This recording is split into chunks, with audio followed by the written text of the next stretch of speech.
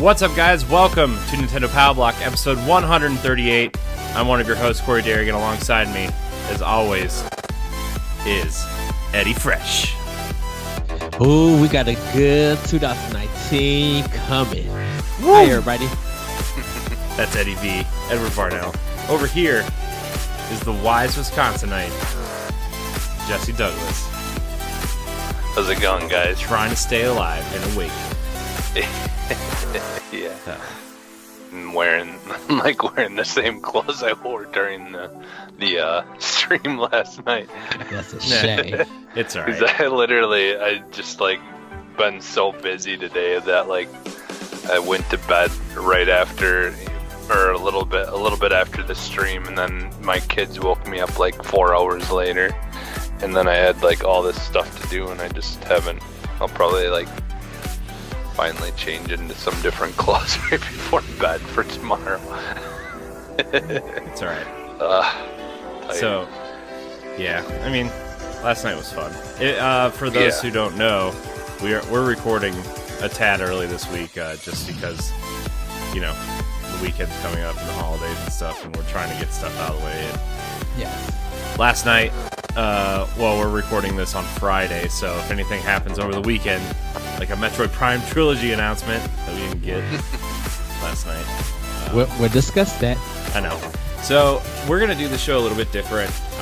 Like I said last week, we are doing a roadmap episode, and then we're going to try to do some Game of the Year stuff in the coming weeks. And then we'll probably take a week off because of the holidays.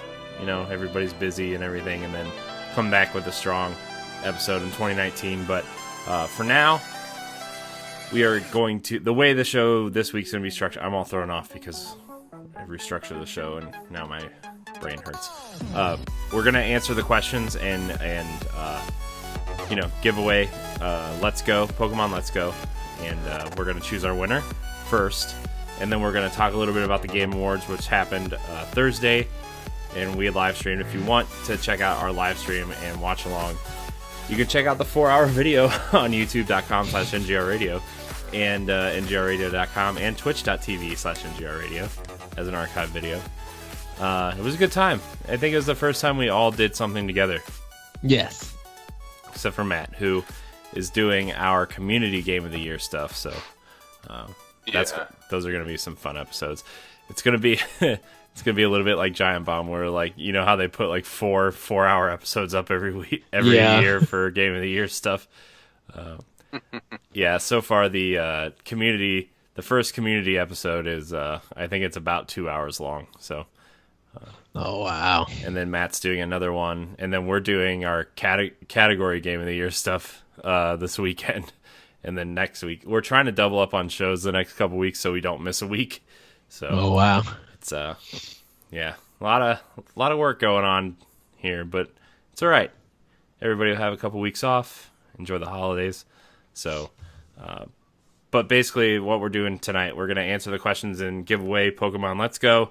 Going to announce our new giveaway, and then we are going to go into the Game Awards, and then the last half of the show, probably, we're going to do a roadmap of 2019, episode 4, Nintendo, and what we kind of expect from them moving forward, which includes a lot of cool games that were announced last night, but we'll get to that. So yes. We're going to kick off the show with these questions and get this out of the way real quick here. Let me pull them up here. I'm real not organized tonight. Apologize to everybody. Okay, so our first question comes from our good friend Greg Schnabel. He writes in and asks, all of you are now Pokemon trainers and have to fight each other to be the very best. Who's your go-to Pokemon, and how would you fight each other? Write down your Pokemon and then reveal them to each other so one host doesn't change his mind after hearing the others. I mean, that's... we're not going to write them down and pass them around, but yeah. I mean, my go-to is going to be Charizard. Fire type, flying type. I know I'm going to take out Ed because he's going to choose Bulbasaur or Venusaur or whatever. Some kind of plant Pokemon. Yeah. And, but yeah, man. Charizard, man. He's the best. He can fly. He's a jerk. He can breathe fire. He's a dragon. He's a cool-looking dragon. Got my Charizard amiibo up here. See? Look at this guy. Look at this guy. Look at this guy. You can't tell me that he's not cool-looking. But fire's just... I got this at the Nintendo World Store, by the way. That was awesome. Yeah. That was my souvenir from that store. Because despite popular belief, it is a terrible store, but is a cool experience. So, just throwing that out there. If you're going there to buy something, you're going to be disappointed. But if you're going there for an experience, you'll be very happy. You'll be pleasantly surprised. We're going to put him right back up there. I'm trying to think of what I would even pick, because you can go. I wanna. So it is Bulbasaur and the grass type win. from Go. Like anytime I play Pokemon that I start, anything related to grass type I get. Because that is my personal starter. I love the fact that when I get my starter like really up and stuff, you know, I do the leech seed, or I'm able to drain a lot of power from them. And plus, when I get to all my rock Pokemon type, I already will have enough grass to like destroy them and with water. So for me, it's always going to be grass type.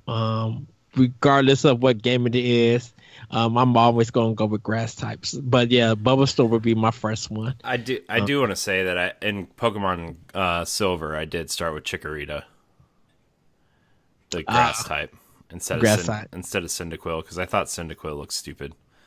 I'm like, what a disappointing Pokemon, fire Pokemon after Charmander. Just terrible. I do have to throw it out though before you can. Sorry, Ed, I didn't mean to cut you off. Playing Pokemon Let's Go. I have an Oddish in my party, and that Absorb, where Oddish absorbs the life of the other Pokemon and takes it from them. Yeah, it's a good move. Mix that with Poison Dart. Yes. Yeah, that's a good one, man. That's a deadly combo. If I get a Pokemon that could do poison and drain life, that's like the best combo. The like 2 hits, because the life will continually gain from them, and then the poison is stuck with them until they heal themselves. So yeah. So Jesse, I will say though before I get to you, Jesse, Pokemon Sun and Moon, I did pick Litten as my starter, because I don't think they had a fire. I don't think they had a grass type unless it was the owl. I don't know. But I actually went with Litten for this one. Isn't the Pokemon that's in Smash? Isn't that the evolved form of Litten? Yeah, it is. I forget what that Pokemon's name is, but man. Jesse, what's your Pokemon of choice? Usually, like, I know, like, well, you've already picked mine that I either like Charmander, but it's for me, like, usually I've always liked Charmander or Squirtle. So Squirtle's a solid choice. Squirtle, like Squirtle just because, like, for me, I'm not a big enough fan of Pokemon that I know a lot about it. Mhm. Like, for me, it's just like the characters. Like, I just go by it mostly by what characters I like. Because, like, I've watched the original animated show.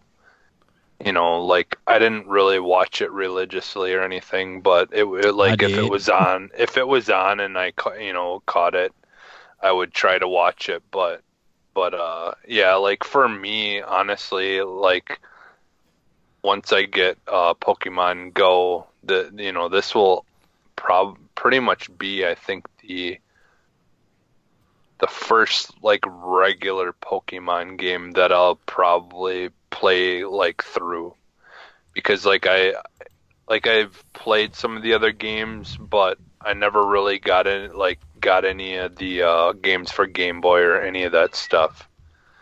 Like, I think the only game that I played the most of was like the Pokemon Snap or whatever. But I will say that I do like Raichu. yeah, Raichu has always been cool. Like, I like him over Pikachu. But I love his design of that tail. Yeah. Just, yeah, like, and then there's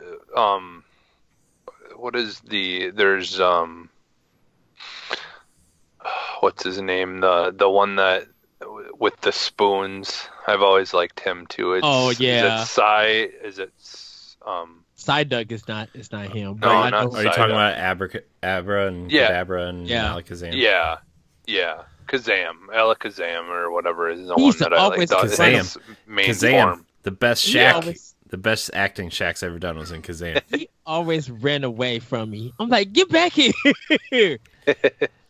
Ed's not even Yeah. acknowledging the Shaq Kazam reference. Yeah, I was a little bummed to not see Okay. Shaq Fu, Legend Reborn, in the Game of the Year I know. conversation. It got robbed. Should have been in We best don't- best indie game too.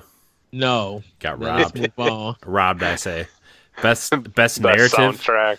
Best everything. narrative. Who on here besides me, because I don't own it, actually beat Shaq Fu too? I only played it for like 10 minutes. I've played it a couple of times. It's not as bad as I expected it to be, but Best It's narrative, best not best great either. character design, best voice acting. Should have cleaned up, man. That's why I didn't. yeah. Win. That's why I didn't Should've win any. cleaned- You know, it was. They just decided they were like, you know what, we're just gonna pull Shaq Fu from the Game Awards because it's just gonna clean house and it's not gonna be fun for anyone else. So Yeah, they didn't want a Bodie McBoat face on their the internet ruins the Game Awards. can I just say that the hand drawn art of Shaq in that game does not even look like Shaq. Yeah, Oh man, yeah, that game. it looks like he looks like a light skinned Steve Harvey. Is what he looks like. Ooh. Which by the way, have you seen Steve Harvey lately? Did you know Uh-uh. Did you know he grew a beard? No. Yeah. I'm He like, had that no, you got to have the Had that stash. mustache. Yeah, that's like his iconic look, and now he has a beard. I'm like, what's happening to the world? It's his radio show or whatever. I'll take a look, because Oh man. It's Anyways, because he's not on television anymore. Maybe he can just grow it out. maybe. Who knows? But- Man. But Anyways. yeah, for me though, I think Squirtle. To get back to our question, I think Squirtle is probably going to be mine. Like I said, I usually would pick Charmander or something as my first, but Oh, man, Charmander's the I best. just love that fire tail. Yeah. Yeah. And he's pretty adorable too as a starter. So Yeah, just saying. yeah. Squirtle's good too though. I like Squirtle Yeah. too. Especially the Yeah, Squirtle I Squad. think I think the thing is yeah, like when they're like in their original forms, like they still look cool in their original forms. Like some of the Pokemon look better like as they evolve, but I feel like I pick them because like I like them in their original form, and they look fine as they evolve, but just like I like how they look in that original form though as well. Oh, all right, we're gonna move on to our next question here from Brandon Hines. He writes in, "Hey, this is blah blah blah." Okay, I'm not reading your username. I was wondering what got you guys to start playing video games. Jesse, we're gonna start with you since we ended with you on the last question. Okay, so for me, like it kind of like I always enjoyed playing arcade games and stuff like when I was younger, and just because like by us, like we had like I live in a town that's like a big small town, like it's not super small like where I know like everyone that lives here, but it's also not like Milwaukee or Chicago, it's not like that big.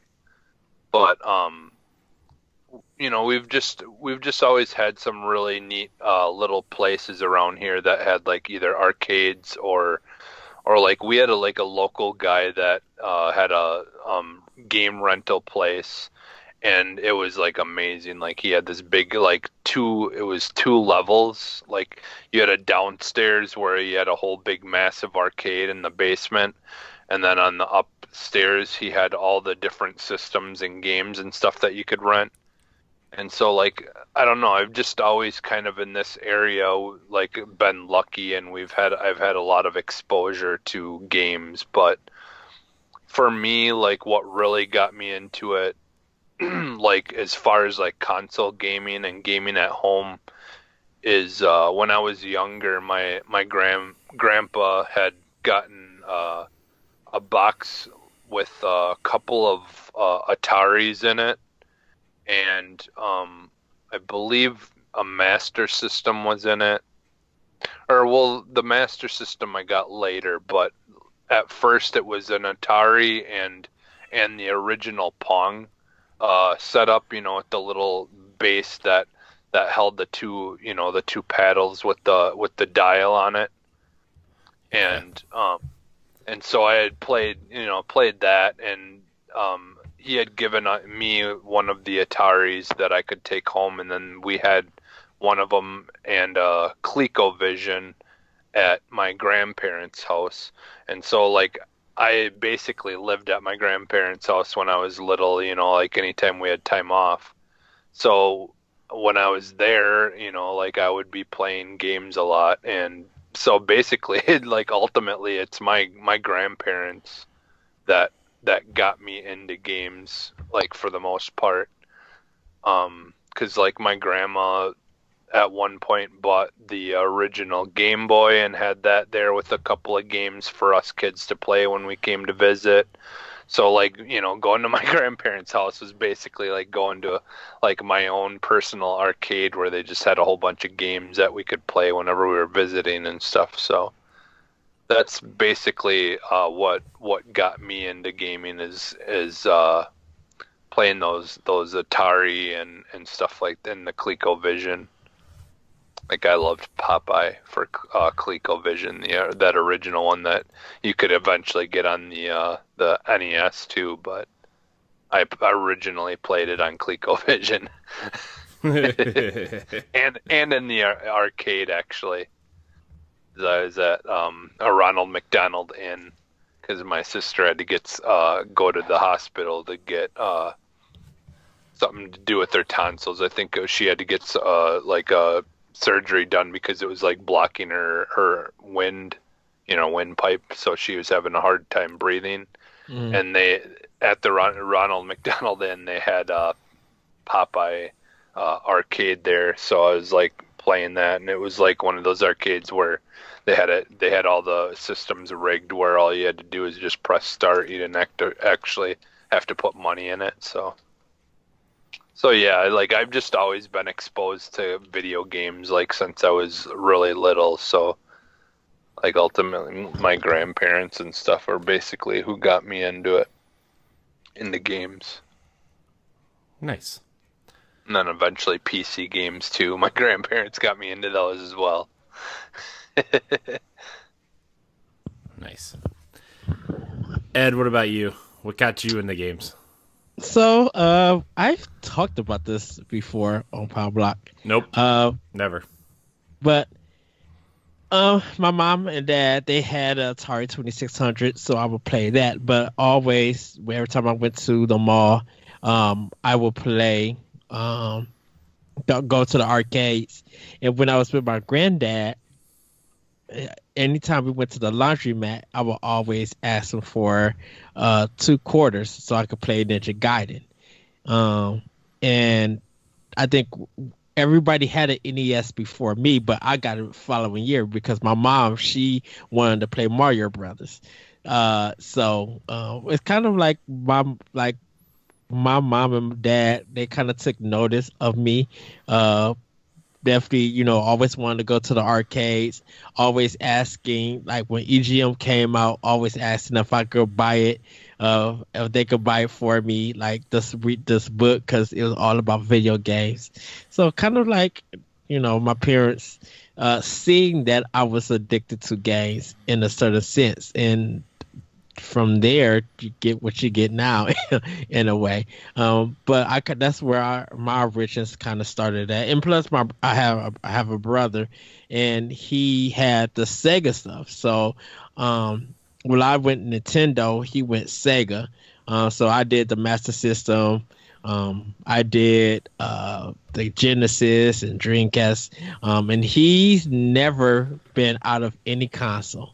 I mean, he's grown now. He doesn't really buy video game systems for himself or anything or play them. But like the Dreamcast was his last system that he ever brought. But I dipped into TurboGrafx. That was my first time owning outside Nintendo.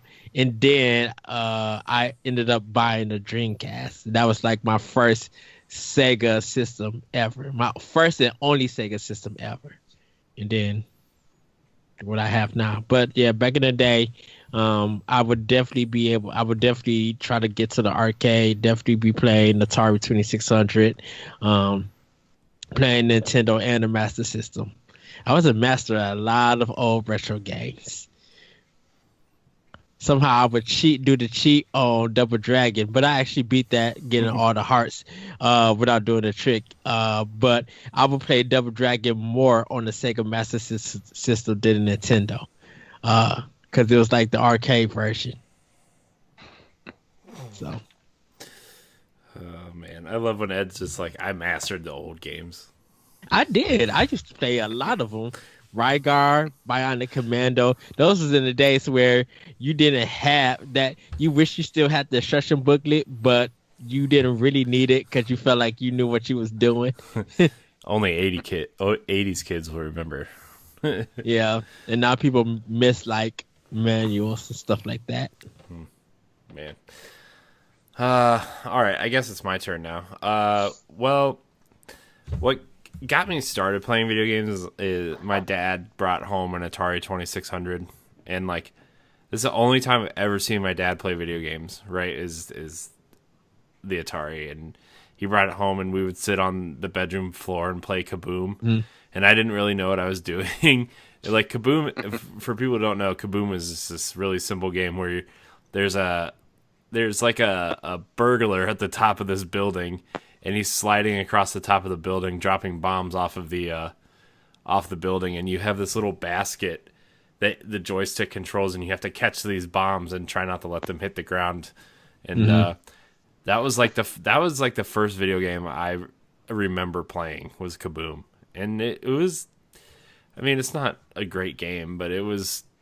I was 3 or 4 when he brought it home, and I was like mesmerized with it. And So, that was kind of what got me playing video games. But I think the thing that got me really into video games was my cousin Keith. He's like 10 years older than me, and we would go over to my grandma's house, and I would sit on the floor with him and play Double Dragon and Super Mario Brothers, and that's. He ended up giving me his NES, which is how I like really started playing games. And he gave me Mario 2 and 3 and Ninja Turtles and Ninja Gaiden and Donkey Kong Jr. and one of the 75 bad Simpsons games for the NES. But yeah, like we were just playing Nintendo, and then my grandma, I've told this story 100 times, where she got me a Game Boy for my birthday one year, and I got Tetris and boxing, and it was over from there, So, but yeah, those are kind of like the things. It kind of all happened like relatively within the same time span, and I don't really remember what came first, if it was the Game Boy or the NES, but I do remember playing Atari on my parents' floor, and it was a good time. Kaboom, man. Kaboom. I remember the actual first game I think I can remember is playing Pac-Man on the Atari 2600. And the actual first Mario game was Mario Versus before I even played Super Mario Brothers. Yeah. I think the first game that I played that like I really, really got hooked on and addicted to was like Pitfall. Like Pitfall was like, I just like to this day I like wish that like I'm tempted to like find that original game like an emulator, and so I can play it because I don't they've like since like remade it and did like a part 2 or something, but it like I think it was like on Super Nintendo or something. It just was something completely different. I just like that original Atari version of it. Like that, and then there's the one game that I liked a lot where you're the like an airplane and I forget what it's called. We have a visitor. Yeah. my Max is trying to figure it out, but no, I is this Skyhook? Was it Afterburn or something like that, or I for forget. Sega? No, it was an Atari game. Like I forget what it was called, but like it was basically like where you're flying, and there's like sometimes like the path would split and you go different ways and things like that, but. Was it like real, like it would go like really fast and different colors would change? I think I know what you're talking about, but I can't think of it. Yeah. That sounds like I can't remember what it is because I had that game and I cannot think of it because the television made it. Yeah. I don't know. I just love a lot of those original Atari games. That's why like. If the price wasn't, and like if if the price wasn't so bad and like it wasn't so like weird with that new Atari thing that they were making, I kind of was like interested in like having that new Atari system thing that they were talking about making. Oh, but I don't know. It just seems like I'm that shocked. was kind of all falling apart. I'm shocked you didn't buy the Atari collection 1 and 2 for 360. Yeah, I have one of the Atari collections, I believe. I think there was one for PS2 though too, wasn't there? Mm-mm. I could have swore there was, or no, it was DS. Wasn't there one for DS? Yeah, there was. I think it was one that I think I have one for DS. But I wouldn't mind getting those collections again. But yeah. I think it's coming. I think the first pack is coming to Switch at some point. The Atari ones. I enjoyed the Atari, but I'm good. After I played the NES, I was just like, I'm not about to play Pitfall ever again. I'm good. Well, you know. Anyways, so those are the only two questions that have subscribed to the YouTube channel. So that's it. Contest is over.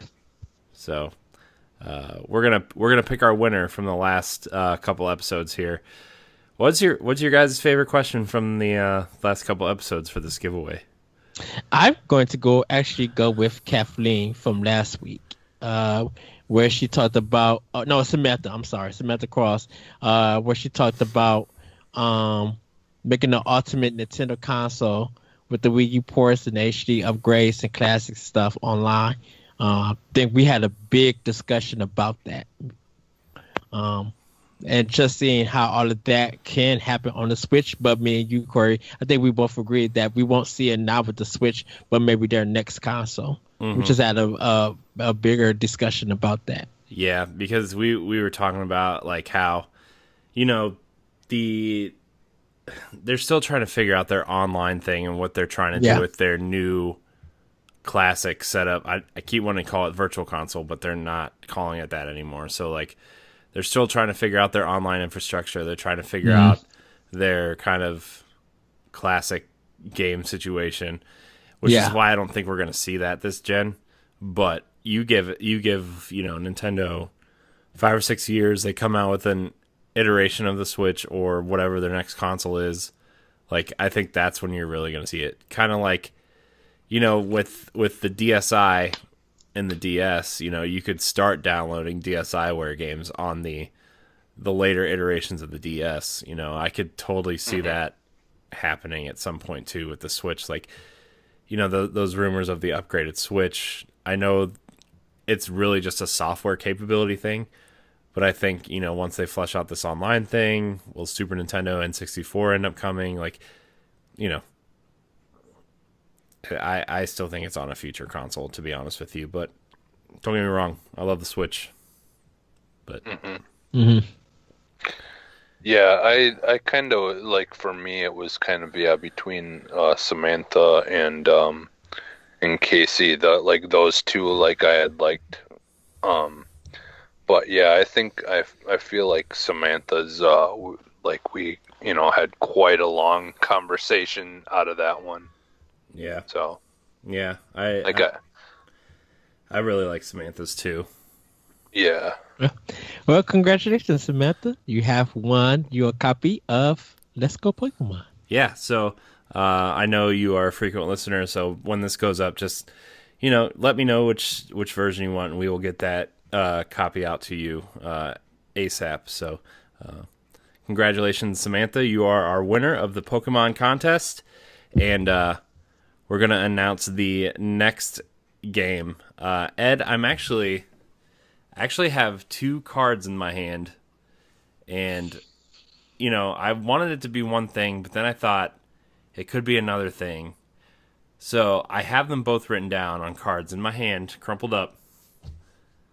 And so I'm going to have you pick my left or my right hand. I am going to go with your right hand. My right hand. Okay. Yes. Okay.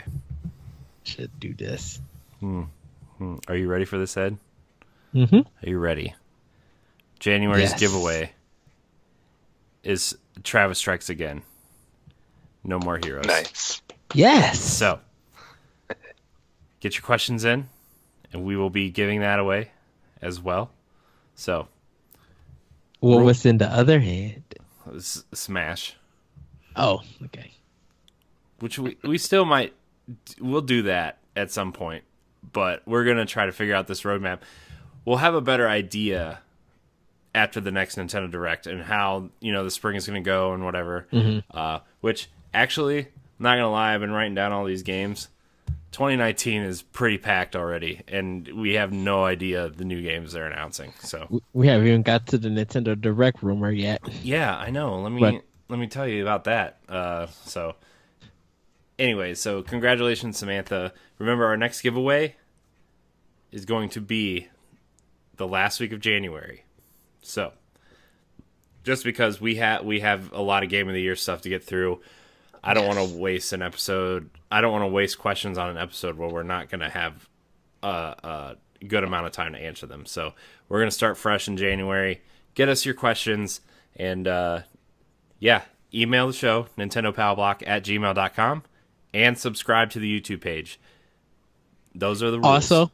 Also, make your question Nintendo related. Yeah. I really appreciate everybody who subscribed and sent me screenshots of them subscribing to the YouTube page, and I really appreciate people's questions. But there are people who would do one and not the other, and it went both ways. So please email the show at nintendopowblock@gmail.com and subscribe to the YouTube page. So those are the rules. Travis Strikes Again, No More Heroes is our next giveaway. Yes. So on to the next topic of the show. Before we get into the topic of the show, I just want to know what you guys thought of the Game Awards last night. Likes, dislikes, cool announcements. I think the elephant in the room is definitely the Marvel Ultimate Alliance 3 trailer. Yeah, that was the highlight. Is it Anapuncture or I think they had like 3 game reveals, and I think all of us can pretty agree that what they brought to the table was really interesting. Like the indie presentation here was strong. Yeah. And I truly enjoyed that, and it feels like regardless of what system is coming out, people are looking forward to buy them. So I think, and I really hope that no matter what system people are planning to get these games, besides like the Marvel Alliance, I really hope people continue to support indie and really support them big in 2019. I will start out saying my dislike is for the nominations itself. I do not like the fact that these nominations was not diverse across the whole board. Like, yeah, it felt like the same, like, unless it was like esports or, content creator or whatever, like, it felt pretty packed full of, like, it was either God of War, Red Dead, Spider-Man, those types of games really kind of, and there was some love, like, Dead Cells won Best Action Adventure Game or Action Game. And, there's a lot of cool indie stuff that won in the categories that they were in, But a lot of the awards went to God of War and Red Dead, which, you're going to have those years where 2 games just stick out above the rest, And don't get me wrong, I really thought God of War deserved a lot of the stuff that it won. Mm-hmm. But at the same time, it was just like, these two monster games are literally winning everything. Like, my frustration with this is that reason why I say that it feels unfair. I feel like every category should come from every company, or not every company, but every system. There should be one for Xbox, one from Nintendo, one from Sony, one from third party, and one from indie, and even one from PC. Like 6 games. And maybe if you want to throw handheld in, one from handheld / mobile. So you got 7 games to choose from. That way that if you do get a game in one category, it should be excluded from another category. And you should be able to find different stuff in that genre or on that system to put in it. Because it just felt like pretty much everything from early winter, spring and summer just got ignored. And it was just like, wait a minute. There were so many good games that came out earlier this year that, God of War stood out for maybe a month and a half. But I'm like, look at all the discussion people was talking about Nintendo. Look how Sea of Thieves and State of Decay 2 did. Regardless if they had their problems and stuff, they were kind of outstanding games. And people really picked them up and played them and talked about them. Detroit Become Human, it had its problems with the controversy, but it sold well, and it felt like it got ignored. It was just like, oh, here goes Tetris Effect, that game that's only been out of the week. We'll just throw that for a nomination. Oh, here's Red Dead 2. Like, Call of Duty didn't really get no love, and it should have, because it's a phenomenal game. It surprised me on how good it is and stuff. And I feel like it was in enough state that it came out early that could be a fall game that needs to fit in it, because there wasn't a lot of multiplayer shooters throughout the year. That wasn't getting updates or something. You know, Call of Duty Black Ops was kind of like maybe the only first game that was really brand new in a sense for a multiplayer shooter. But I just felt like they look for the AAA stuff from some first party and third party, and just ignore all the great indies that came out. Yeah.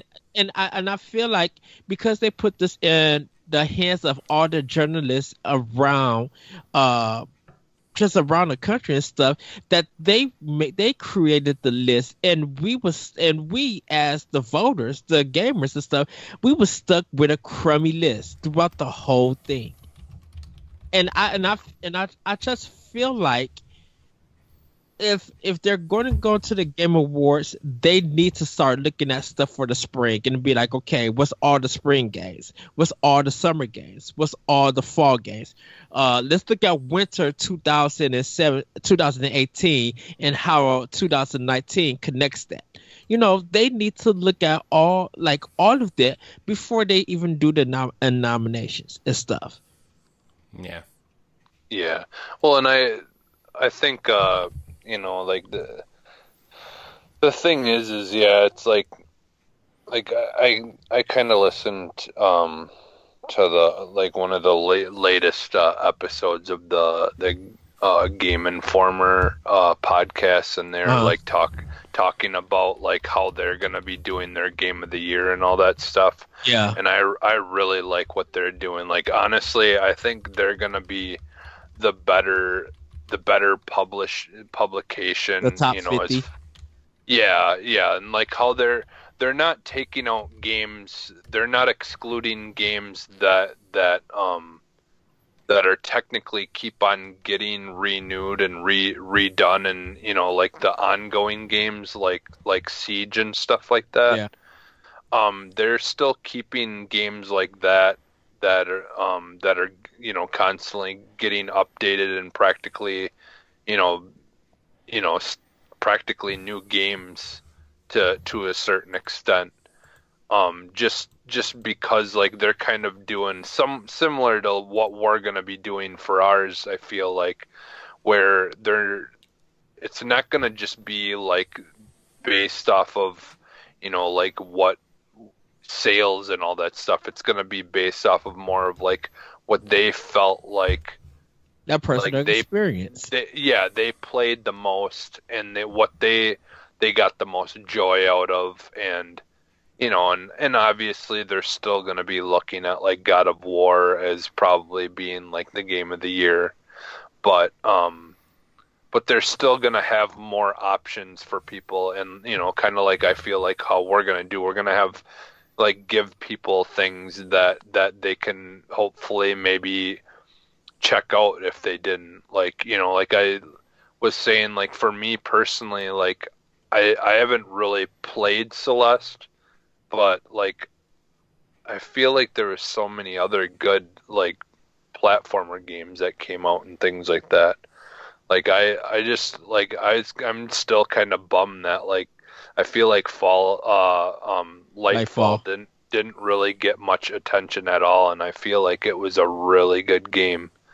Like it was difficult, and I feel like a lot of people got turned off because it was difficult.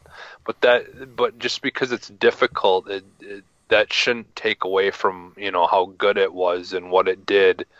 And like, I don't know, I just like, you know, there's a lot of things that I felt like Gulf Story and things like that didn't get any attention. And it feels like for the last 2 years, indies have been keeping gaming strong over first party and AAA. No disrespect to Nintendo, Microsoft, or Sony, or any third parties, but ever since Switch came out, PS4, Xbox One, even for the last generation, indies have been making such a big impact in gaming and changing our experiences and what we think, how we look at art, tell stories and stuff like that.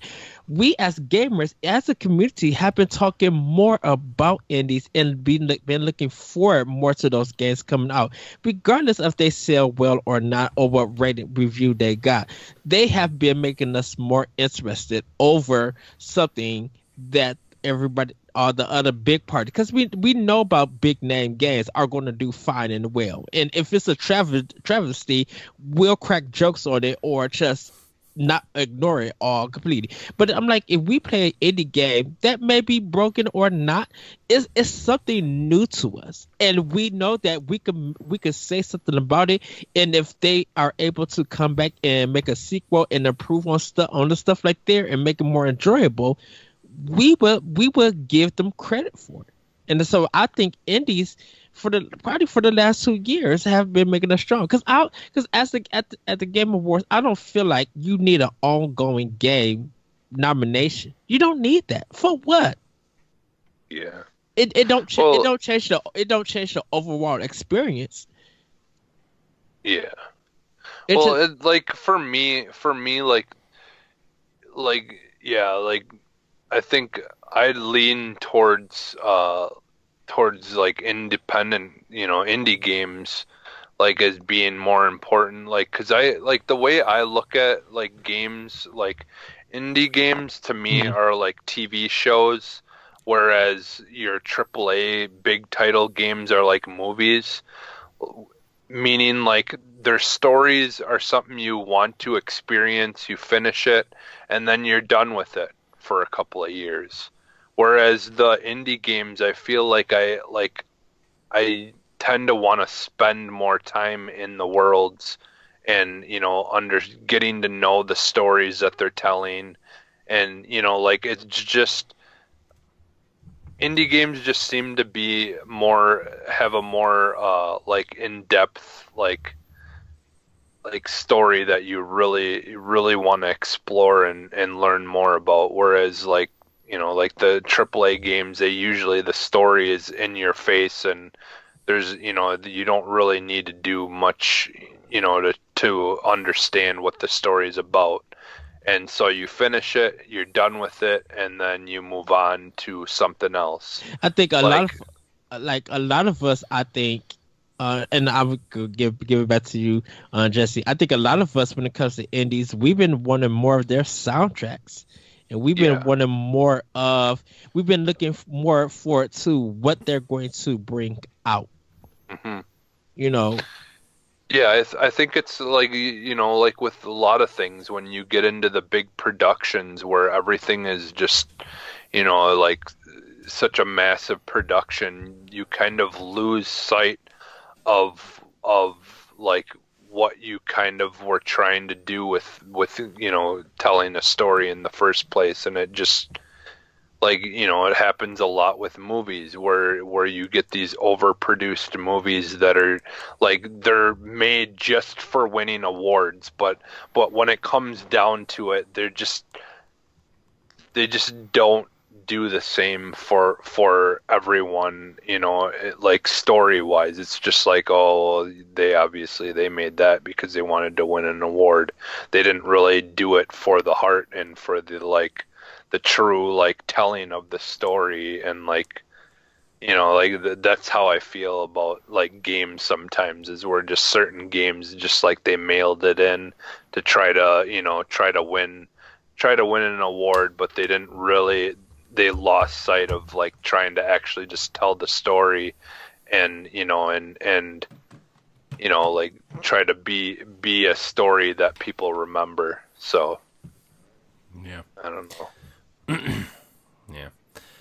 Well, we're gonna talk about our favorite kind of announcements real quick before we get into the roadmap type stuff. We'll probably talk more about the Game Awards next week or whatever, but for now, I think the biggest surprise was, I think we knew an Ultimate Alliance game was kind of going to be in the works, but the fact that Team Ninja is developing it and Nintendo is publishing it, and it's a Nintendo Switch exclusive, was the biggest shock to everyone. I was thinking about this. Didn't Nintendo go to Marvel to get this? Marvel's making deals, man, and it's making me wonder because, like, does this mean? Maybe we'll talk about this on Arsenal X this week, but will Xbox get an exclusive Marvel game now? Because Sony has Spider-Man and Nintendo has Ultimate Alliance, which really, really happy to see the X-Men are in this game, at least some of them.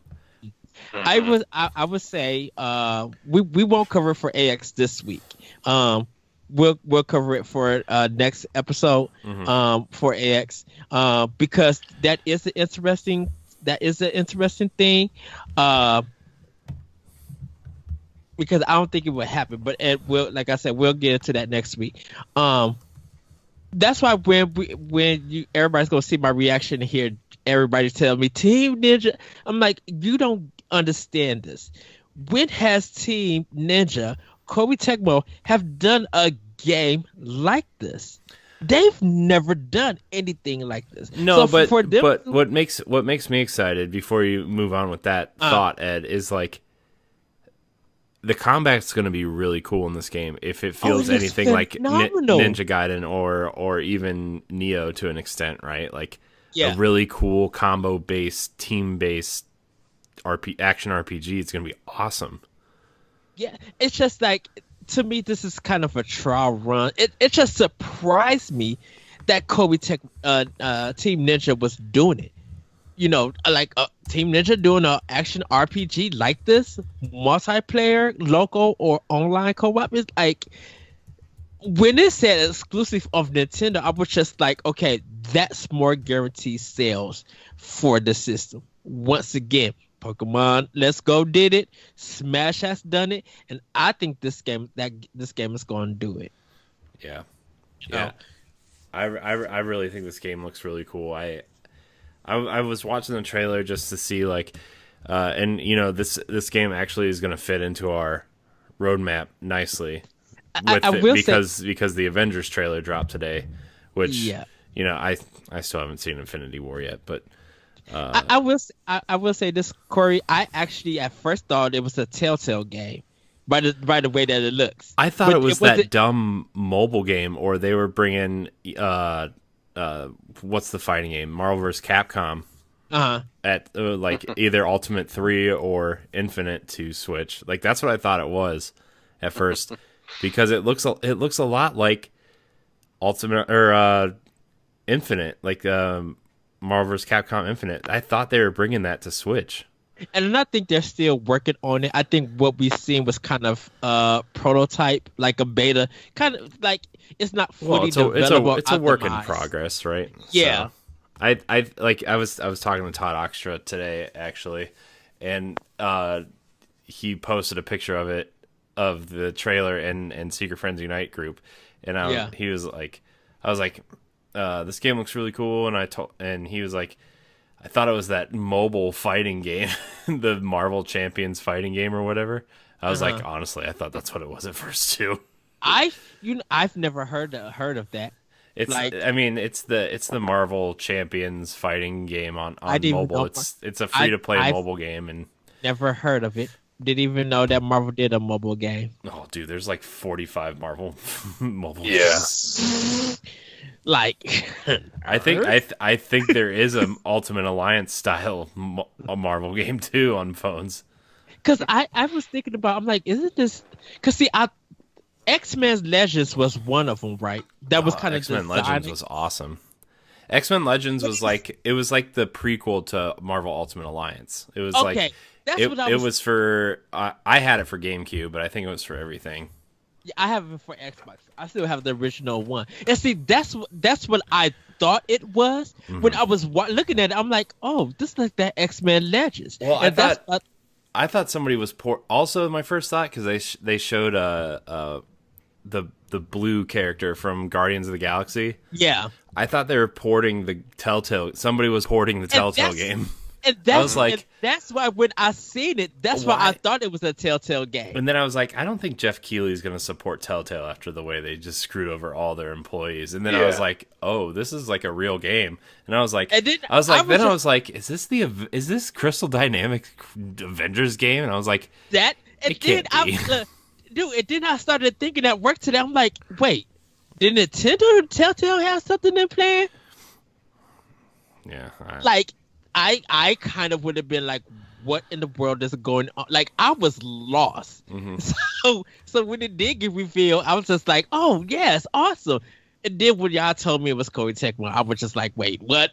Team Ninja? I'm like, wait, what? Yeah, I was like, man, that was the biggest surprise. I was like, man, Marvel is really like doing some interesting moves in terms of video game space. You know? Yeah. I mean, it's a day one purchase. Like, I think it looks cool. I can't wait. I hope there's online co-op and like we could all just sit down and play one night. Yes. Oh, that'd be awesome. I have to look at Amazon or Target. Hopefully, the pre-order starts sometime next year. Yeah. Yeah. And then like one other thing too that like I thought was pretty exciting was the Mortal Kombat the 11 announcement, coming to Switch. Because then us finding out that it was coming to Switch. I mean, that was pretty big too. Huh? They announced the platforms like later on. Yeah. It's on Nintendo Life too. The thing is like they're not selling the premium edition, the $100 version, which comes with like the season pass. You have to buy the season pass separately. But it's going like the season pass separately is going to cost the same price as the premium edition. So $40. Yeah. So, but I guess the DLC is going to have something like 10 fighters, like 10 guest characters or something. So that trailer was cool though. The music was stupid. Yeah, the music realistic was bad. A realistic looking Waluigi. For the Nintendo version. But he won't be in Smash, but he'll be in Mortal Kombat. Yeah, exactly. That's why he's not in Smash. He's making an appearance on Mortal Kombat 11. When they announced the game for the systems, was it like after the Game Awards? Yeah, they didn't announce systems at the Game Awards, but there are articles going up everywhere that announce platforms. So it's coming to everything. PC, Xbox, PlayStation, Switch. So which is awesome. That'll be awesome having it on Switch. Yeah. I think it feel better with the Pro Controller. Yeah. So and it's just being first trying to get to the next part. I know. I was just one last thing. I was just gonna say with the being a mobile system, that it'll be nice. Like if you can just basically like verse each other, like standing right there. Yeah. Kind of go for the whole arcade style. That'll be cool. Putting them like sitting at like you can see the commercial now for this thing is like people putting it back to back with the Pro controllers and like they'll be look like arcades or whatever, like sitting at a picnic table, just the switches back to back like this, people playing. Yeah. Can't you just see that arcade cabinet for Mortal Kombat 11? You just dock your Switch on it, and it recognizes it. A couple other announcements from the Game Awards real quick. Joker from Persona 5 is joining Smash as the first DLC character, which spawned a lot of rumors that Persona 5 Golden will be coming to Switch at some point, which totally okay with. It's everybody's not going to happen because of Shin Megami Tensei 5. Atlas needs to finish that and bring the Switch. I mean, I don't care either way. So, I pre-ordered that already. So, Crash Team Racing Nitro Fueled is coming to Switch. Also, it was a lot of people thought it was a PlayStation exclusive at first, but it is coming to everything. It's coming to Xbox and Switch also, which I don't really care about Crash, but it looks like a game Sana will play with me, so I will try to probably get it. This is right in my alley. I'm still offended from what you said yesterday. So this is up my alley. Yes. What did I say yesterday? Oh, that Crash Team Racing is better than Mario Kart 64. I don't like Mario Kart 64 at all, dude. The audacity. I've never played. Treason. To be fair, I said that just to ruffle your feathers, but like, I've never played Crash Team Racing, but I do not like Mario Kart 64. Like, I liked it at the time, but I always felt like there was something off. And then when Double Dash came out, I was like, oh yeah, Mario Kart 64 was bad. So Yeah. Double Dash did. Double Yeah, Dash was Double- amazing. Yeah, Double Dash is still probably my second favorite. If Mario if Kart I 8 is the best. Mario Kart 8 is the definitive. Yeah. I hope they make Double Dash 2 and they just like it's just Mario Kart 8 with 2 characters on a cart. That's all I really want. Yeah. So, other games announced. Stranger Things 3, the game, is creeping onto platforms. That's what Nintendo Life says. It's a 16-bit kind of isometric something. So, fans of Stranger Things can look forward to that. And the then sequel to Evermore. it's, I mean, it has a real Goonies 2 vibe where there's no 1 or 2, but there's a 3. So, and then pop album video game Sayonara Wild Hearts arrives on Switch in 2018, which opened the show. That is it looks kind of like a rhythm game, right? I don't know. I didn't really understand the trailer, but Like a rhythm action. Yeah. Action. It's definitely right up my alley, and I need that soundtrack. And that would be another pre-order. So here's the description of the game real quick before we move on to our roadmap. Sayonara Wild Hearts is a euphoric music video dream about being awesome. About riding motorcycles, skateboarding, dance battling, shooting lasers, wielding swords, and breaking hearts at 200 miles an hour. As the heart of a young woman breaks, the balance of the universe is disturbed. A diamond butterfly appears in her dreams and leads her through a highway in the sky where she finds her other self, the masked biker called the Fool. Traveling through the futuristic cities, dark forests, and electric deserts, the Fool sets out to find harmony of the universe, hidden away in the hearts of the star-crossed allies, Little Death, Dancing Devils, Howling Moons, Stereo Lovers, and Hermit 64. It looks like this game is being published by Nintendo. And, yeah, I don't know who the developer is, but...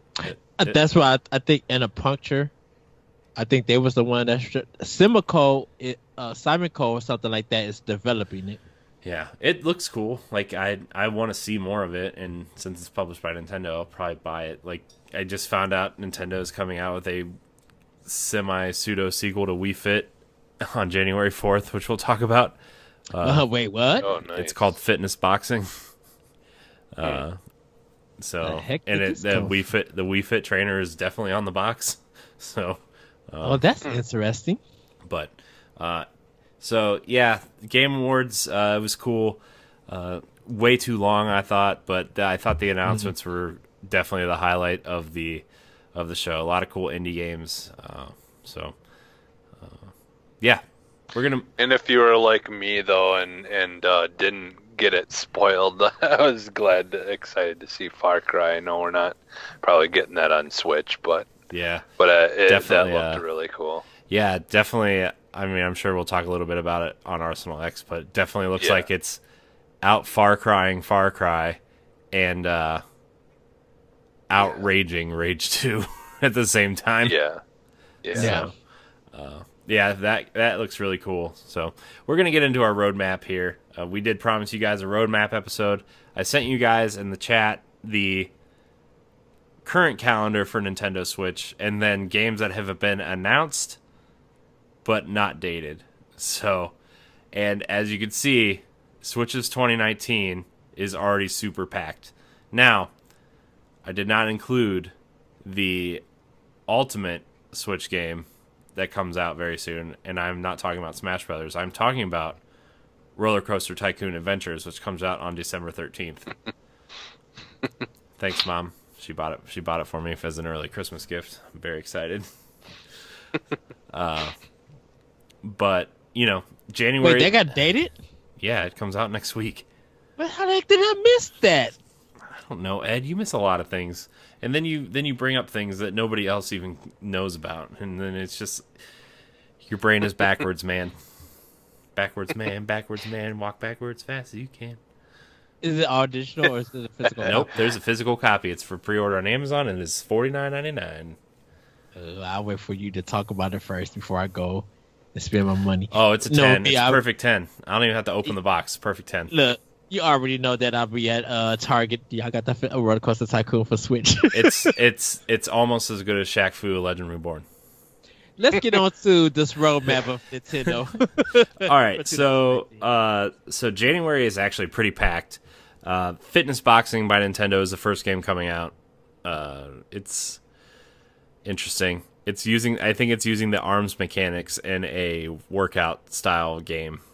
So definitely not for us, but I'm gonna get it and try it out. Yeah, give us that Wii Sports instead. I know. Give us Wii Sports HD. Me Sports. Just call it Me Sports. Yeah. I actually like boxing, so I'll pick it up. Well, yeah, but you could have that and bowling. It's true. And tennis. Yeah. And golf. There's a What's fifth the game next in there game, too. Corey? So on the 11th, we're getting 2 titles. Actually, if you're including 3DS, we're getting 3 titles. Mario and Luigi. The Mario and Luigi remake game is coming out. The Bowser's Inside Story remake is coming out that day for 3DS. And then on the 11th, we're getting New Super Mario Bros. U Deluxe and Tales of Vesperia Definitive Edition.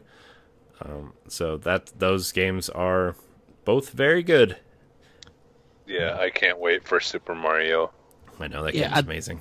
I'm planning on buying all 3 of those games. Hopefully, Well, I haven't gotten to play the original yet, so it's good because I just didn't get around to it. But yeah, so I'm looking forward to that. On the 15th, Onimusha Warlords Remastered is coming to Switch. must buy. I'm pretty sure the Switch version is digital only, but a big title for the Switch nonetheless. And then on the 18th is Travis Strikes Again, No More Heroes. That game, Looking forward to that. again, part of our Nintendo Pow Block giveaway. So you should email the show and subscribe if you want to. Yeah, I should email the show. Who's this? Who's this? Desi Juggless. Yeah. Hey guys, big fan of the realize- show. And didn't realize this email is from like humanness. He'd be like, Jesse. February so far, just one game from Ubisoft, Trials Rising, the motorcycle game, And PD Plant for a Smash DLC. Sure. I think that's February 19th or something. I'm just going by games, Ed. I'm not going by DLC. Just saying that. Also, a new Mario Odyssey costume is probably coming for Valentine's Day. He's wearing heart boxers. Huh. I hope so. Nothing really planned for March yet, but April has Shovel Knight on the 9th, the physical edition. So I know me and Ed are getting that for sure. Yes. Crystal Crisis has been pushed to April, which is the Nicholas indie puzzle game. Features all the characters from like Cave Story and Binding of Isaac and all those games. So Code of Princess. So and then on the 23rd, Mortal Kombat 11 is coming to Switch. May, Team Sonic Racing. And then in June, on the 21st, Crash Team Racing is coming to Switch. Now, it's a pretty full springtime for one console. Let's talk about these games that are announced but not dated for 2019, possibly into 2020, but for now. So I'm just gonna read the list here, and then we're gonna try to weave these games, maybe not all of them, but just the major Nintendo, especially the Nintendo titles, because they tend to release one game a month. I really want to hit on that. So, but for now, the Ace Attorney trilogy, Animal Crossing, Bayonetta 3, Bloodstained, Ritual of the Night, Chocobo Mystery Dungeon, Everybody, Daemon Ex Machina, Dauntless, Doom Eternal, Dragon Quest XI, Dragon Quest Builders, Final Fantasy 7, 9, 10, 10-2, 12, Crystal Chronicles Remastered, Fire Emblem Three Houses, Grid Autosport, Luigi's Mansion 3, Marvel Ultimate Alliance 3, The Black Order, Metroid Prime 4, Oddworld: Stranger's Wrath, Pikmin, Pokemon 8, the 8th generation, Psychonauts 2, Resident Evil 0, Resident Evil 4, Saints Row the Third, the full package, Sayonara Wild Hearts Town, Wolfenstein Youngblood, and Yoshi's Crafted World. Yeah. That is one heck of a year. Yeah, we still got the indie games that they showed from August still to put in, but we're not going to worry about that.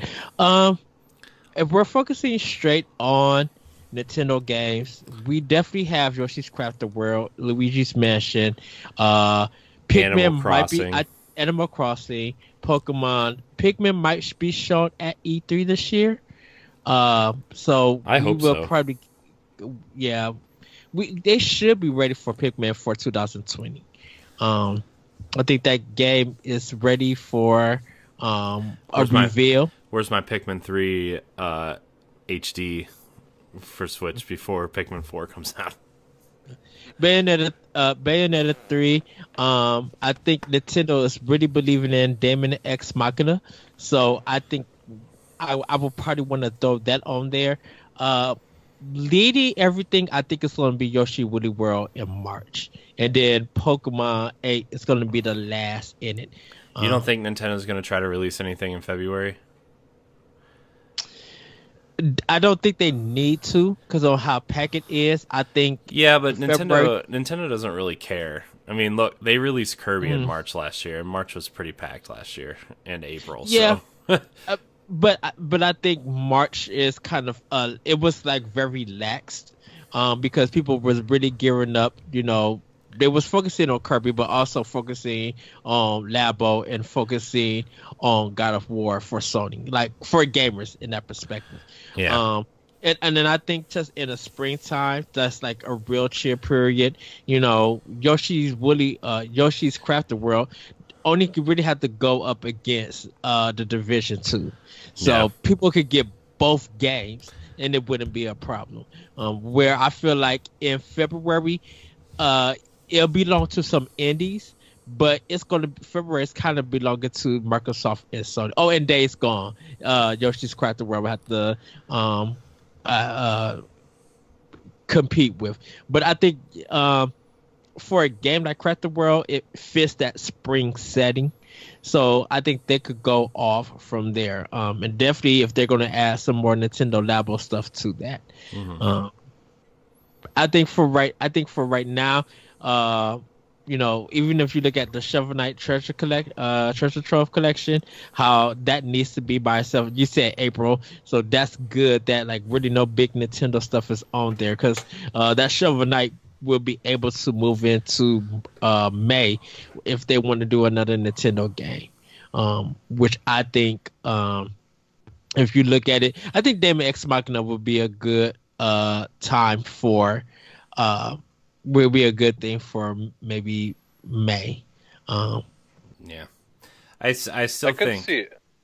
Oh, go ahead, Jesse. I could see Bayonetta coming out in March because I feel like they've been working on that for a while. They would plan.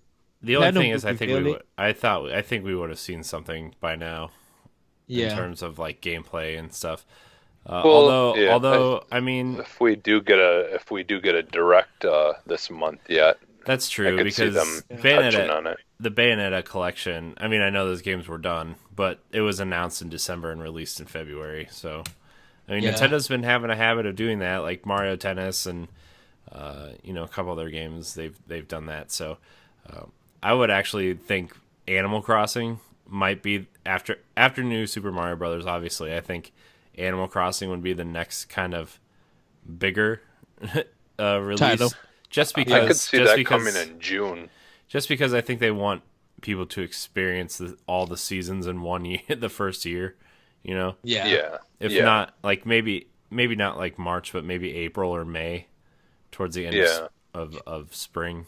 I think they will probably push it to September.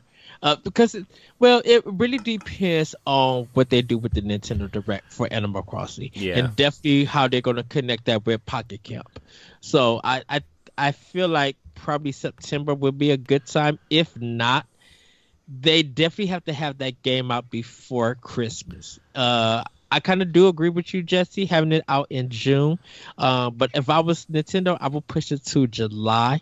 In a sense, Yeah. it's kind of weird because it's just like Animal Crossing does so good in the summertime and a little bit into going into the fall with a lot of gamers, young gamers and stuff. So it would be interesting to see how they market that and play that out. I think it's kind of weird that if they announced it in September for that direct, and then it's coming out a few months after that. So Yeah, that's kind of how I feel too. Is I just have a hard time thinking that the turnaround would be that soon from them announcing it. You know, like I feel like that's gonna have to be a game that comes in mid-year to late year. yeah. But I could understand it. I wouldn't put it in June because of E3. I would actually push it to July. That's where all the hype go down, and people will have a summer game to look forward to. Yeah. That would lead them into like the fall into August. Well, unless it comes out like right after or during E3, like they could have like a big presentation for it at E3 and say that it's available now, like type thing for Animal Crossing, because that would be a massive, that would be really big for them, like as far as like the hype, you know, for it and you know, like making them, you know, like a big talking point for E3. If they're going to do that, they're going to have to really start their marketing in April. They're really going to have to be getting the talk about it. They're going to have to be doing like new Amiibo, getting them a new season of Amiibo cards. Yeah. You know, like little small directs and little funny like trailers and stuff like that. I think if Nintendo really believe in it in Animal Crossing, which for a lot of people here and even in Japan, Animal Crossing is still big. Yeah, well, the marketing that's the thing. has to start early. Yeah, I think we will see a lot of marketing for it starting pretty soon here. Like I said, I wouldn't be surprised if we don't get some more about it if we do have a direct this month. Which like, now, go ahead, Jesse, No. because I'm seeing a problem, and I don't know how Corey's going to feel about this. I feel like Fire Emblem Three Houses is going to get delayed. If not delayed, I don't know where to place it at. I think that game is more. I don't think it's going to get delayed. I think it's going to be finished, and they're just going to polish it. And Nintendo, I think a lot of these games are almost done in terms of development. Nintendo's just been so good at positioning games where they need to go. You know, this generation especially, they've just placed games where they think they fit best. You know, like you know, and they've had almost one major title a month. You know, come out and shine because they position these games so well. Even at launch, I think the only month they didn't have a first-party title was May, and they positioned Street Fighter, and it was like the best-selling version of Street Fighter 2 in like a long time. So, well, could I ask you, how would you feel if Fire Emblem Three Houses came in December?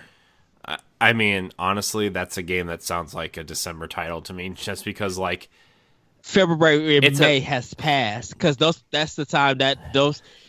But I think besides Fire Emblem Warriors, the only thing is like Fire Emblem, like the 3DS games would always come out in May, right? But the Switch February, February, March. Well, Shadows of Valencia came out in May because that was their first party title that month. Was that the year that Monster Hunter Monster Hunter 4 or Generations, I think, came Generations? out. Which one came in February? Because it was. I don't remember, to be honest with you. Yeah, I think it was 4. It might have been 4. No, yeah, I agree. Because it was a Monster Hunter game that was big in February, but most of Awakening and The Shadow one was the last one, right? That was the Yeah, remake. you're talking about Fates, which was the one that had 3 versions. Yeah. I think what happened. I think that the first 2 versions came out in February, and then the Revelations expansion, unless you pre-ordered the special edition where all 3 versions came on one cart, I think Revelations came out in May because the first 2 came out in March. And then the remake of that one Fire Emblem of the Shadows one that came out in May the following year. Yeah. Okay. Yeah. I see. And then, okay. but Switch is a different beast, and I think if Xenoblade taught us anything, a game that has an audience will sell in December. And I think Fire Emblem is that game for Nintendo, where the people that are going to buy Fire Emblem are going to buy Fire Emblem. It doesn't matter when it comes out, right? Yes. It's not like Mario or Zelda where like, oh, it can come out in May and then sell all year, right? I think Fire Emblem is a game that you can position in December well, and it would suck because I really want to play Fire Emblem, but I've been playing through Valkyria Chronicles 4, and that's really holding me over, and it'll be like, oh yeah, man, I've already played a strategy game. I'm good till next year, late next year, So, and then, I think that's a game that you could position in December and it'll still do well. Well, and then Luigi's Mansion 3. That's an October game. It's Ghosts, man. It's got, dude, the marketing campaign for that would do so well. And yes, October is always a month where they release 2 games. Okay, so if Luigi's Mansion 3 is in there, I know me and you was talking about Bayonetta also being in October because Bayonetta 2. I think you could release Luigi's Mansion in that window where Mario Party was released this year, like that beginning of October, and then you could release Bayonetta at the 2 weeks apart at the end of October, where Mario Odyssey was kind of positioned. Especially this October, because Ubisoft doesn't have an Assassin's Creed game coming out. It's probably gonna be Watch Dogs 3 or something, right? No matter what Call of Duty you release this year, it's not gonna do as well as Black Ops 4 did. So you're safe there. Red Dead's already out. I don't know. I think you're gonna go up against Gears 5 for Xbox, and then maybe The Last of Us for PlayStation, but Bayonetta is on such another level, and Bayonetta is another one of those games where people who like Bayonetta are going to buy Bayonetta, right? Yeah. So I don't know. I think October is a perfect month to release 2 games, and then you'll have Pokemon right before Black Friday. I would say this: if Devil May Cry 5 doesn't do well, Bayonetta 3 is going to knock it out the spot. I think Devil May Cry 5 will sell, and people are going to be disappointed. That's my prediction. And then Bayonetta 3 will come out. If Bayonetta 3 comes out and it surpasses everybody's expectation, that puts Platinum continue. I'm intrigued to see what craziness they got in their mind, and they're going to put if they're going to show us, because they really need to do what they did with Bayonetta 2, and even I don't care if they show us the same trailer, they need to give us that first level demo. Because that demo alone sold people on Bayonetta 2. Yeah. I think the one thing too that I kind of would like to see them do is kind of like what Devil May Cry is doing with this new one, where they change it up just a little bit, where they keep it's still Bayonetta, but have stuff in it that appeals to a broader fan or broader base or whatever. So because I like Bayonetta, but there's just, it's still like there's just some things I think that they could add to it to make it more interesting. I think they will. I think Platinum is smart enough to be like, okay, we need to upgrade our battle system. Just make it fresh. Yeah, let me customize the controls too, please. That's something that Ed, you and I talk about so much, is that DMC did such a great job of letting you play how you wanted to play. Yes. And like Bayonetta did not, as great as that game is, it just did not let you play how you wanted to play. And I kept trying to play like I was playing DMC, and it kept messing me up. So that's the one thing I hope Bayonetta 3 does. But other than that, it's like I think that game is positioned well for October. Oh man, this game's gonna be so good. It's gonna be interesting. I mean, I still think Fire Emblem is gonna get pushed. I mean, it's either gonna come out in May or it's coming out in December. There's no other place to position that unless you put it out in the middle of the summer, which that's a terrible time to be putting out something like that. I literally would say, for me personally, December would be it because I'm like, this is a big major game, and people could get it for a Christmas gift. Look at Xenoblade and Smash are both December games, and look how well those games sold. Yes, Xenoblade 2 sold 2 million copies after coming out in December. Granted, I'm sure a lot of that was after Christmas and like throughout this whole year, but still, that game still sold a ton of copies. And it was a game. It was a game that people were looking for, and so they didn't have nothing to compete with it, and be like, "Oh, okay, I can get this." Bam, and no shade, Jesse. Just Cause 4. I don't think people were looking forward to it, but it's doing I think it's doing wonders along with Smash. Just Cause 4, it made people really look forward to it, just like Smash did. I definitely think that game got overshadowed by Smash, but I still think the people who wanted that game got that. I mean, that's a perfect example of a series that has an audience and are gonna buy that game. Yeah, it's like Far Cry. It's like there's some talk about it, but for the most part, it's kind of hit or miss with the majority. Yeah. I feel like Just Cause 4 really complements Smash because you get two different wacky experiences. One in the fighting game, one in a adventure action sci-fi kind of game where you just really think out the box on how you want to approach a mission. Yeah. And so I think I say get Just Cause 4 if people are into it. I have to wait to get the game, but I will be getting that too. But Smash is kind of just a highlight for it. So I think in December, because I think Fire Emblem will be the only Nintendo's RPG game of the year.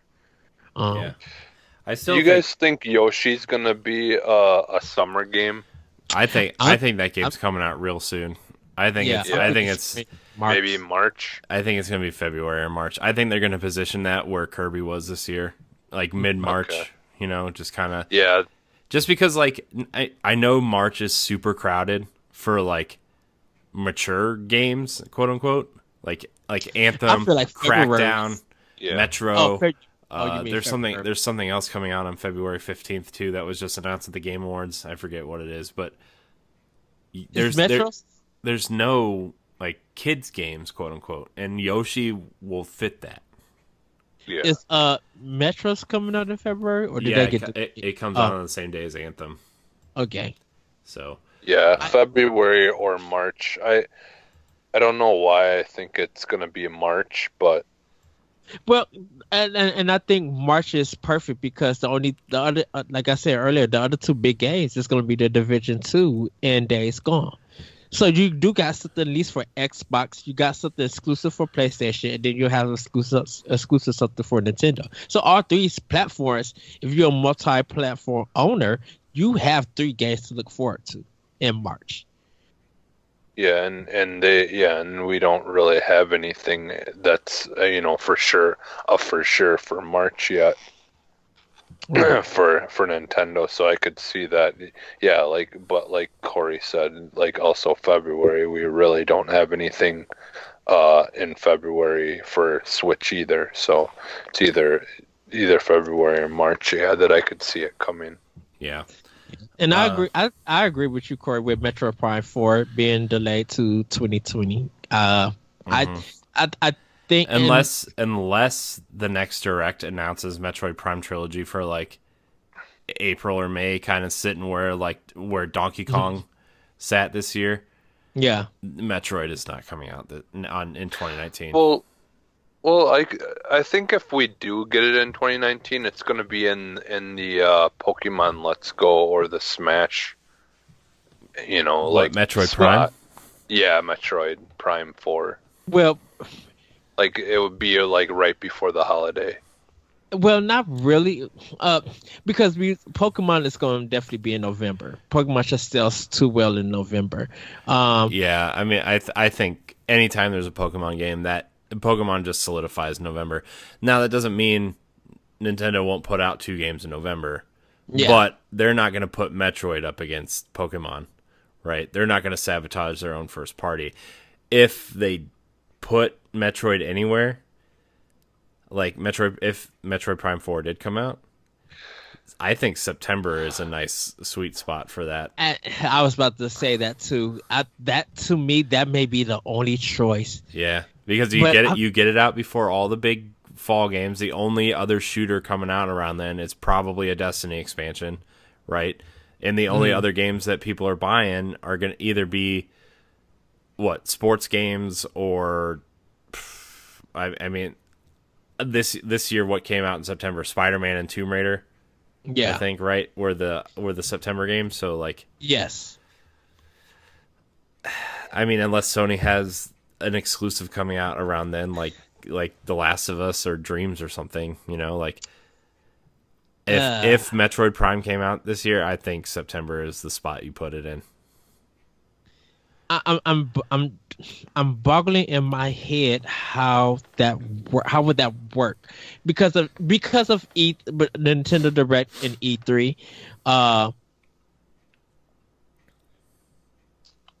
I don't. I agree with you, Corey, with the month being in September, but I'm just like, how do you get people hyped up to bring that out? And I mean, Nintendo just has a killer direct in August, right? A couple months after. Well, it's or you hype it up during E3, right? Like that's the thing is like you make the E3 booth Metroid, right? Metroid and Pokemon are the 2 things you build your E3 around. Do you think they do the Samus Return thing where they just like crazily announced it at E3 and surprisingly it came out in September? No, I think they wanted to build marketing wise. Look, Metroid doesn't really sell well. I know we want it to, and we like Metroid, but historically, Metroid doesn't sell very well.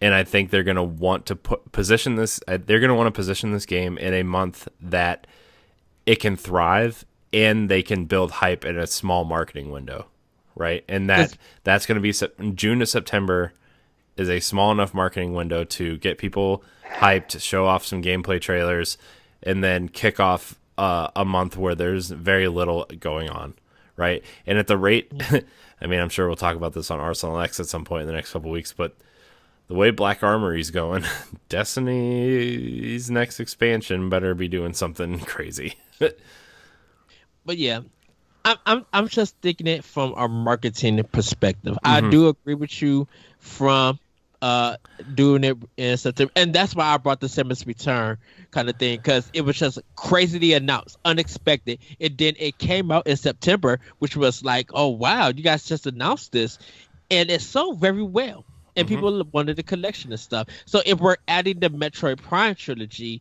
and we're doing Metroid Prime 4, it's just like, how does that work? Well, my thing is I was so banking on Metroid Prime Trilogy being announced last night. Me too. It coming out in February, similar to what they did to the Bayonetta collection last year. And now that they didn't do that, unless they announce it in a direct at the beginning of January, like maybe you position Metroid Prime Trilogy in that September spot and move Metroid Prime forward to next year or 2020.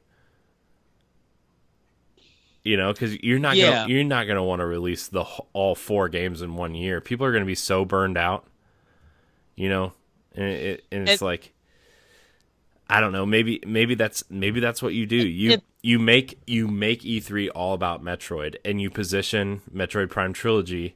That I could follow. You position your E3 as a big Metroid event, a Metroid Prime event, and you position Metroid Prime Trilogy as your September game, and then you move Metroid Prime 4 maybe to next spring instead of the fall, so you have a major title in the spring.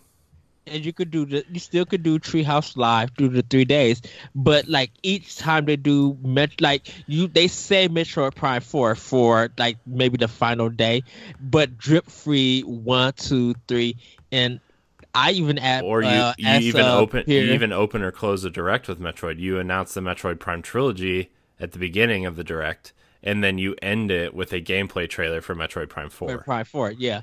I actually asked Pierre Schneider from IGN. I was just like, if they did Metroid, all 3 games, and made the bonus one for 3DS, that Metroid Prime Hunters or something, if they made that as a bonus game for Metroid Prime, the trilogy, that way you could drop free like a collection of it and then do Prime 4 separate. Mm-hmm. I think there's something about that, but yeah. I'm sorry, Jesse. I know you probably have something to say about it. I'm done. I gave it. I'm done. No, yeah, I just like I'm just envisioning, like a massive E3, like Metroid. Like I could see them even having like someone like a Samus lookalike in like full body armor. Like, yeah, sweet. I don't think any of us are questioning that their E3 is going to be all about Metroid and Pokemon this year, right? Like, yeah, 8th gen Pokemon and then Metroid. Like, I think I still think we're gonna get a lot of we're gonna get some Animal Crossing in it too. That too, though, dude. Yeah. Like, I mean, if Metroid doesn't come out this year, their whole thing could be their whole booth could be an Animal Crossing village. I think the direction that the Nintendo Directs for E3 are going, I'm kind of liking it. I'm beginning to like it that they got a main game as their focus and drip feed other stuff. Mm-hmm. And their booths look really good. I mean, the Zelda and Mario booths were amazing, and then the Smash one was like pretty cool too. So, and some people might not like it, but I'm just like, it makes you want to tune in to find out what are you going to be talking about and what is so exclusive that you drip feeding us to reveal something. And I think people would keep tuning in to be like, okay, Treehouse Live is coming back with some new Metroid announcement. Bam, let's watch it. Hey, Super Metroid, they may be like, hey, this is Nintendo Online. We're dropping it today exclusively. Or some Metroid sales and stuff on 3DS. Like, they could really do a lot as having Metroid as the focus. I mean, they could even have like I think Metroid is going to be their focus, but like it's crazy because like the more I think about it, and the more like just the more I think about how their E3 has been the last few years, more and more I think that Metroid Prime 4 is going to get pushed to 2020, and they're going to focus on Animal Crossing and Pokemon next year. Definitely with Nintendo Online. And then you got to put Bayonetta 3 in there somewhere too, because you're publishing that game. You want that game to sell. Like, I don't know. I feel like we're talking in circles now, but yeah. Oh, go ahead, Jesse. Well, at the same time, I'm having a hard time envisioning the new Pokemon coming out next year. Well, they already said it is. That's for sure. Yeah, because that's why they put Let's Go out this year, so they would have an extra year to work on it. Yeah. Okay. I think the reactions people been given Let's Go Pokemon, they kind of want to see in Pokemon and for Switch, the Pokemon Switch. Yeah. So so I know we're running short on time, but the last thing I want to cover is like the one big thing we didn't cover for this roadmap. When is this Marvel game they're publishing coming out? I'm sure they want to put it out somewhere around Avengers Endgame, right? Mm-hmm. Like, I mean, maybe not the same week, but like I'm going to say September. I think they're going to treat this like a Hyrule Warrior when it came out for Wii U. I think that game would be fitting for September. See, I think this game's coming out way earlier than that. I think this is their May game. You know what? I wouldn't even say May. I think August. I think it's fitting for August. Yeah, I could see August. So I mean, I don't know, man. I'm still like blown. I'm still blown away that they announced that. Like that got me really excited. Like when I said I was like, "Is this an Ultimate Alliance game?" I was like half joking because I'm like, they would not make another Ultimate Alliance. But then I was like, this is going to be Ultimate Alliance, isn't it? And then it was Ultimate Alliance. I was like, oh, jeez. So, shoot, when it said exclusive on Nintendo, I know that was the kicker. That was the big thing.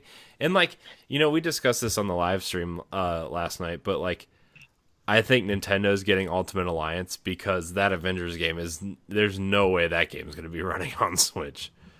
Like, I think unless Panic Button wants some more work, Yeah, but you know what? I think because of the success of seeing how I think what Nintendo did with Blizzard and Activision for Diablo 3, I think they were just like, we could probably bank on this, and they probably did make some great bank on it. And they were just like, hey, let's get another game like this. Because these style of games have been working well on Switch. So Nintendo was just like, you know what, let's front some money and go to Marvel and get this. Mm-hmm. Like, yeah, I wonder how that worked. I wonder if Marvel went to Nintendo or if Nintendo went to Marvel. I really think Nintendo went to Marvel. I do too. I think they said, look, a lot of people are asking for this Ultimate Alliance game. You guys just shut down the thing that was kind of like Marvel Ultimate Alliance, and Diablo mixed together. What was that? What was that called? Marvel Heroes. I think. Yeah. People still want that experience. We have a system that can give them that experience. Why don't we work together? Bring it to us. Let's find a team that can give you cool combat, knows how to make cool animations and cool style, and that's where I mean, look. They had to. They have high hopes because like Neo was a smash hit on PlayStation, right? Yes, and that really put Team Ninja back on the map. And so I wonder if this is. I know this is going to be kind of like their B team or whatever because Neo 2 comes out next year, but like even if it is their B team, who on Team Ninja knows this style of game? Because somebody's been playing this. Yeah, somebody has X-Men Legends on a GameCube somewhere sitting in their office. Probably so. Someone is experienced on this to have Team Ninja make this. Oh man, I hope that game comes with a remaster of X-Men Legends. I'm gonna say this, and we'll probably close out of this. I'm looking forward to Game Informer getting a cover story. Mm-hmm. They have got to get a cover story for this, and I need to have it in my hands and read the details. Yeah, I think that'll end up coming at some point. It'll be interesting. So, oh geez, wow! I just got an email from Ubisoft saying that Starlink base costs $19.99. So, sorry, that was totally random, but.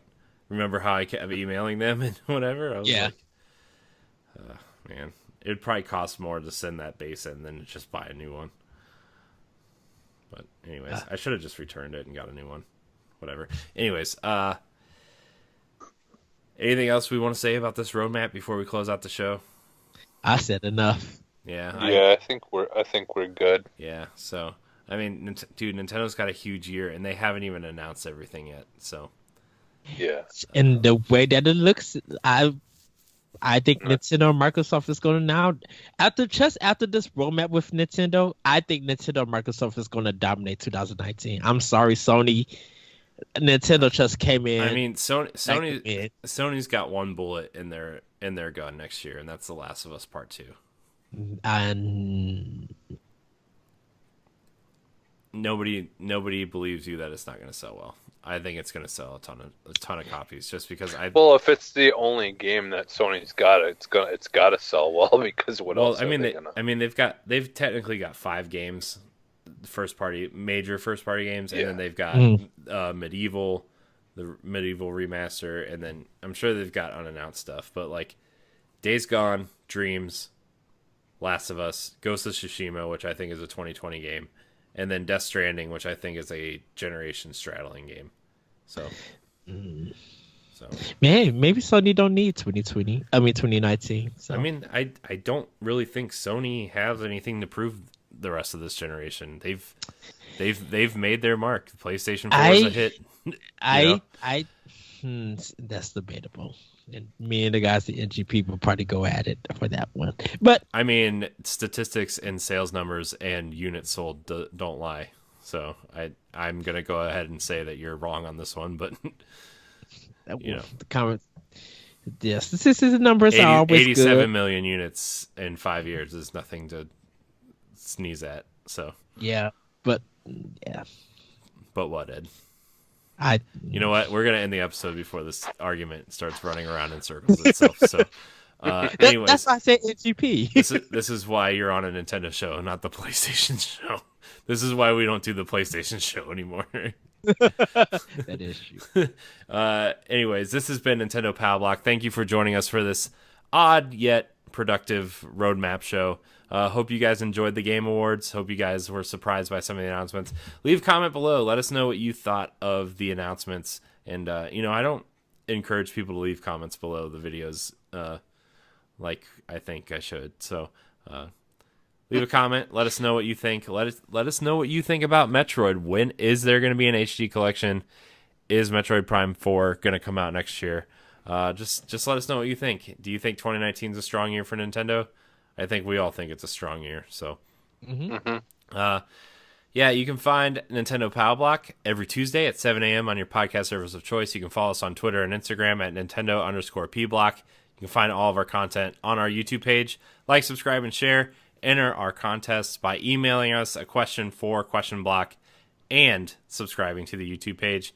You can find all of our content on ngrradio.com. 2019, we're going to start live streaming our episodes, so look forward to that. Follow us on Twitter for those announcements as well. Ed, where can we find you? You guys can find me on Twitter at ThatRetroCode and check out Optional Opinion on SoundCloud and other podcast apps. I got to keep it short. We got a lot of content to do. Jesse. You can find me on Twitter at PhantomMegaDAX. And you can find me at CoreyNHD86 on Twitter and Instagram, and you can find me at CoreyNHD on Twitch.tv, and you can also find me on Nerds Gone Rogue Prime channel and that podcast and everything else. So check out ngrradio.com for all of our content. Thank you guys so much for watching, and until next time, we love you. Bye, everybody. Woo!